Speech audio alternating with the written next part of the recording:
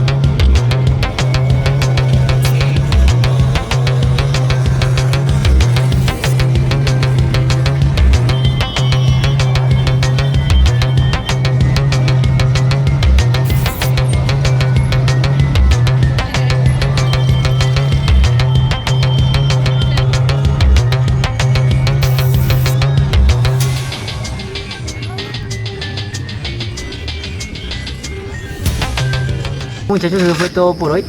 Grabé las dos rodadas, la rodada de ayer y la de hoy. Hoy estuvo un poco más emocionante ya que hubo mucha gente y pues no llovió. Entonces espero les haya gustado el videito. Traté de mostrar lo que más pude porque de verdad es mucha gente, demasiada gente.